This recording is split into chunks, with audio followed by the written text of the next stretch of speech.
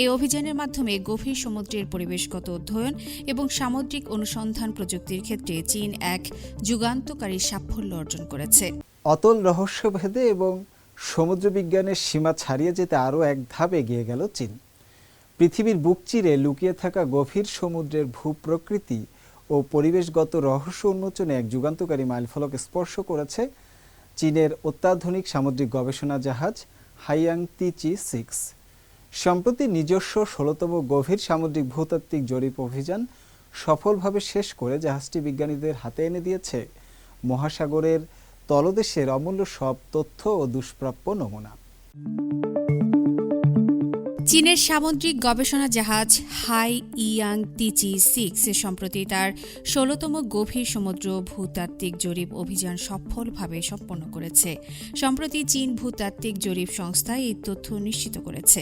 এই অভিযানের মাধ্যমে গভীর সমুদ্রের পরিবেশগত অধ্যয়ন এবং সামুদ্রিক অনুসন্ধান প্রযুক্তির ক্ষেত্রে চীন এক যুগান্তকারী সাফল্য অর্জন করেছে।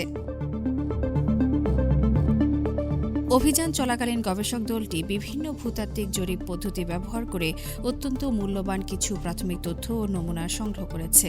এর মধ্যে রয়েছে গভীর সমুদ্রের পরিবেশগত তথ্য, পলিমেটালিক নোডিউল, সমুদ্রতলের শিলা এবং গভীর সমুদ্রের পানির নমুনা।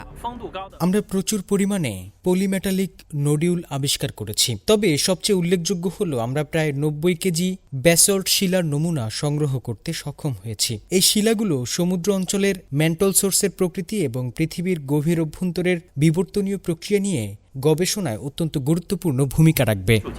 প্রযুক্তিগত সরঞ্জামের দিক থেকেও এই মিশনটি ছিল অনন্য। গবেষক দলটি চীনের নিজস্ব প্রযুক্তিতে তৈরি ১০,০০০ মিটার গভীরতায় কাজ করতে সক্ষম বিশ্বের প্রথম ইলেকট্রোম্যাগনেটিক ডাটা অ্যাকুইজিশন স্টেশন এবং এর অফশোর অপারেশনাল সিস্টেমের সমুদ্র পরীক্ষা ও স্বীকৃতি সম্পন্ন করেছে।